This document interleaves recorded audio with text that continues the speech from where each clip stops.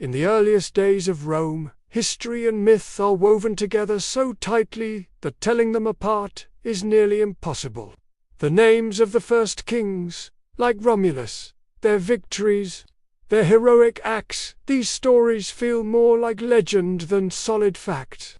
But what we know for sure is that early Rome was a small, restless city. It was surrounded by rivals and trapped in a constant fight for its own survival.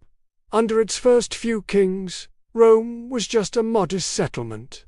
Its territory stretched only a few miles past the city walls, and its people lived under the constant shadow of neighboring tribes.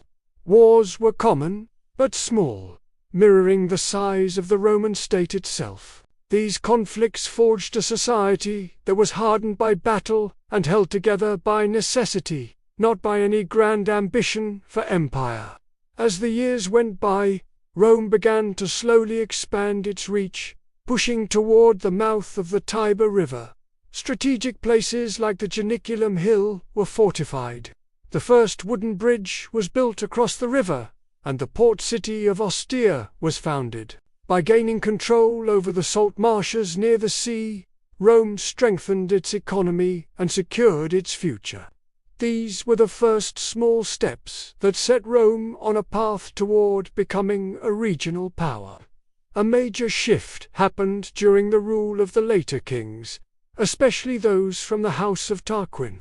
Unlike the rulers before them, these kings oversaw a city that was changing at an incredible pace, both physically and politically. Huge walls were built to enclose Rome's settlements, marshlands were drained to create new land, and the foundations for massive public buildings were laid.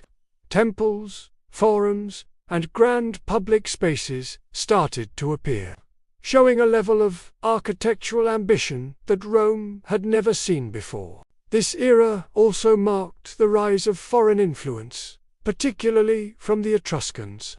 The Etruscans were a powerful and advanced civilization that dominated much of central Italy, surrounding Rome on almost every side. Instead of migrating and blending in, Etruscan leaders took control through military conquest and political power.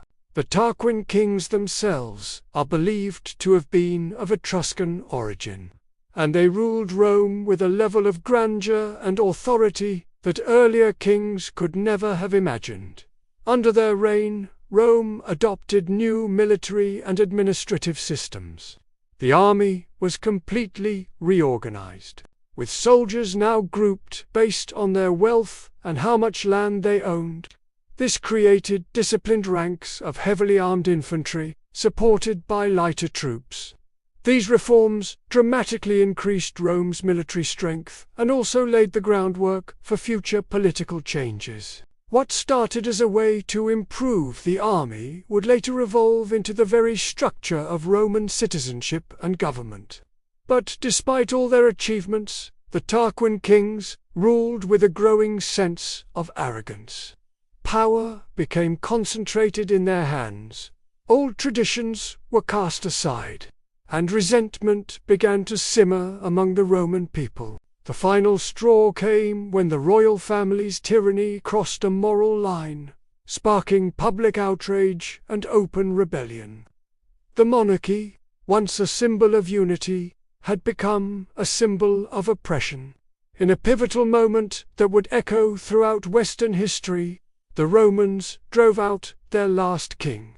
They swore an oath never again to be ruled by a single monarch. Kingship was abolished, and power was given to magistrates who would be elected every year. This was the end of Rome's royal era and the uncertain beginning of a brand new political experiment. Even though the ancient stories often exaggerate the events and blur the timelines, one truth shines through. The fall of the Roman kings wasn't a sudden collapse. It was the result of resistance that had been growing for a long, long time.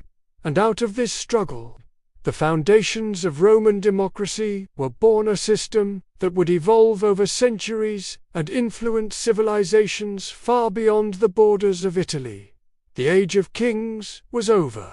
The Age of the Republic was about to begin. Thank you for watching, and if you enjoyed this journey into ancient history, please like,